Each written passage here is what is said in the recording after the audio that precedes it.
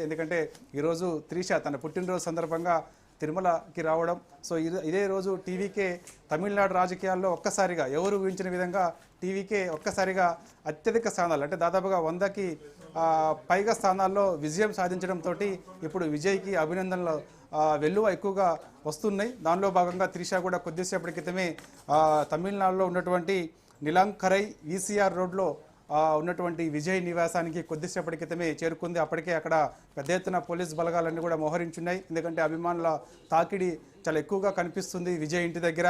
So Vijay అభిమానుల తాకిడి తట్టుకోలేక ఆయన ఒకసారి బయటకు వచ్చారు, అందరికీ అభివాదం చేశారు. తర్వాత ఆయన లోపలికి వెళ్ళారు. ఆయన లోపలికి వెళ్ళిన కొద్దిసేపటి క్రితమే తిరుమల నుంచి బయలుదేరినటువంటి త్రిష నేరుగా తమిళనాడుకు వచ్చారు. తమిళనాడులో ఉన్నటువంటి నిలంకరై ఈసీఆర్ రోడ్లో ఉన్నటువంటి విజయ్ నివాసానికి చేరుకున్నారు. ప్రస్తుతం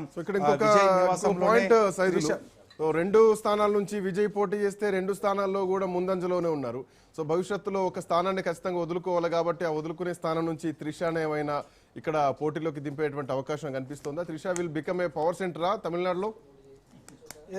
ఎస్, తప్పకుండా అని కూడా వార్తలు వస్తున్నాయి శ్రీకాంత్. చూడాలి మరి, ఎందుకంటే రెండు స్థానాల్లో విజయ్ పోటీ చేస్తున్నారు కాబట్టి రెండు స్థానాల్లో భారీ మెజార్టీతో ఆయన విజయం దిశగా అడుగులు వేస్తున్నారు. తిరుచి ఈస్ట్లో ఆయన భారీ మెజార్టీ కనిపిస్తుంది, లీడ్లో కనబడుతున్నారు. పెరంబూరులో కూడా ఆయన మంచి లీడ్ కనబరుస్తూ ఉన్నాడు. కాబట్టి మరి చూడాలి మరి, ఎందుకంటే ఏ నియోజకవర్గం అంటే రెండు నియోజకవర్గాల్లో గెలిస్తే ఏదో ఒక నియోజకవర్గం అయితే వదులుకోవాల్సి వస్తుంది. మరి అది ఎవరి కోసం వదులుకుంటారనేది కూడా ఇప్పుడు సర్వత్రా ఆసక్తి తమిళనాడు రాజకీయాల్లో కానీ, అదేవిధంగా ప్రస్తుతం మనం అందరూ కూడా అనుకుంటా త్రిష కూడా రాజకీయాల్లోకి రావడానికి గతంలోనే ప్రకటన చేసింది, నేను ముఖ్యమంత్రిని అవ్వాలి రాష్ట్రానికని.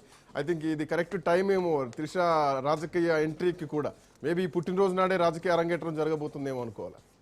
ఎస్, తప్పకుండా అనుకోవచ్చు. ఎందుకంటే ఒకవైపు తన పుట్టినరోజు, మరోవైపు తమిళనాడు ఫలితాలు. సో ఇవన్నీ కూడా ఒక్కసారిగా చాలా మంచి పరిణామం కూడా వాళ్ళందరూ భావిస్తున్నారు. త్రిష కూడా అదే భావిస్తున్నట్టు కూడా చూడాలి మరి. పాయింట్, ఒకవైపు తన పుట్టినరోజు, ఇంకోవైపు తమిళనాడులో ఒక కొత్త ప్రభుత్వ పుట్టినరోజుకు కూడా ఈ రోజు శంకుస్థాపన. ద్రవిడ భావజాలం డిఎంకే ఏడీఎంకే మధ్యలో ఊగిసలాడేటువంటి ప్రభుత్వం ఇంకో కొత్త దశగా ఒక కొత్త ప్రభుత్వం పుట్టిందని కూడా అనుకోవడానికి అవకాశం కనిపిస్తుంది కదా?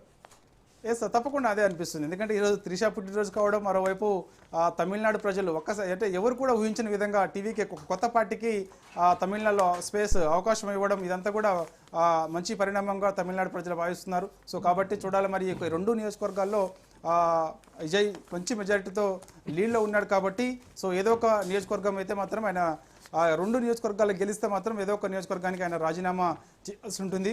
మరి అది తిరుచి ఈస్ట్కి ఆయన రాజీనామా చేస్తారా, లేకపోతే పెరంబూరికి రాజీనామా చేస్తారా తెలియదు కానీ, సో ఏదో ఒక నియోజకవర్గంలో మాత్రం మరి ఒకవేళ అది రాజీనామా చేస్తే ఆ సీటు మరి త్రిషకి ఇస్తారా, లేకపోతే తనకున్నటువంటి అభిమానులు భాగంగా ఏమన్నా పోటీ ఉంటే వాళ్ళకి ఇస్తారా, ఎవరికి ఇస్తారో తెలియదు. ఎందుకంటే ఇప్పటివరకు విజయ్ కొత్త అభ్యర్థుల్ని కొత్త మొహాలు పెట్టే, నేనే విజయ్ అనుకుని అక్కడ నిల్చున్న అభ్యర్థి విజయ్ అనుకుని ఓటేయండి ఓటేస్తేనే దగ్గర 109, 110 మంది ఈరోజు గెలుస్తున్నటువంటి పరిస్థితి అనిపిస్తుంది. అట్లాంటిది పరిచయం లేని వ్యక్తులనే గెలిపించిన తమిళ ప్రజలు ఇక త్రిష దిగితే ఖచ్చితంగా గెలిపిస్తారని చెప్పడంలో ఎట్లాంటి సందేహం లేదు. వెరీ ఈజీ టాస్క్ ఏమో.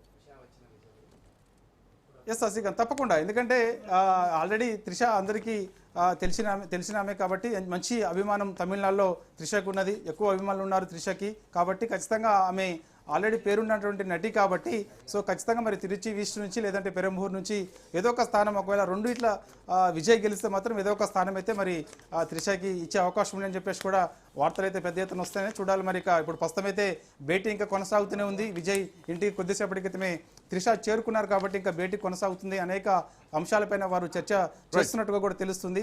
చూడాలి మరి, మనకు కాసేపట్లో మనకు కూడా క్లారిటీ వచ్చింది. ఎవరో ఒకరైతే మాత్రం బయటకు వచ్చి మీడియాతో కూడా మాట్లాడే అవకాశం కనిపిస్తుంది. Right, thank you Saidul, thanks for joining. Next updates కోసం మళ్ళీ మీ దగ్గరకు వస్తాం. సో త్రిష పొలిటికల్ ఎంట్రీ సిద్ధమైపోయిందా? పుట్టినరోజు నాడే త్రిష రాజకీయ అరంగేట్రం కూడా చేయబోతున్నారా? ఒకవైపు విజయ్ ప్రభుత్వాన్ని ఏర్పాటు చేయబోతున్నారు, కింగ్ మేకర్ కాదు కింగ్ అవుతున్నారన్నారు. 2 సంవత్సరాల్లో పార్టీని స్థాపించిన 2 సంవత్సరాల్లోనే ప్రభుత్వంలోకి రావడం అంటే ఆషామాషి వ్యవహారమే కాదు. సో అట్లాంటిది ఈరోజు ఏకంగా ప్రభుత్వాన్ని ఏర్పాటు చేస్తూ ముఖ్యమంత్రి స్థాయి వరకు వచ్చినటువంటి విజయ్ ఇక త్రిషాని కూడా రాజకీయాల్లోకి తీసుకురాబోతున్నారు. ఎందుకంటే మొన్న విడాకుల సమయంలో కూడా ఒకనొక ఈవెంట్లో త్రిష అండ్ విజయ్ ఇద్దరు కలిసి తారసపడ్డారు. సో దాంతో చాలామందికి ఒక క్లారిటీ మాత్రం ఇచ్చేసి స్పష్టంగా కనిపించింది. ఈరోజు విజయ్ ఇంటికి త్రిష చేరుకున్నారు. సో ఇక త్రిష రాజకీయ అరంగేట్రం కూడా రాబోతుంది అన్నటువంటి చర్చ కూడా బలంగా నడుస్తుంది తమిళనాట. రైట్, ఒక చిన్న బ్రేక్ తీస్తుంది. బ్రేక్ తర్వాత అప్డేట్ విల్ బి కంటిన్యూడ్.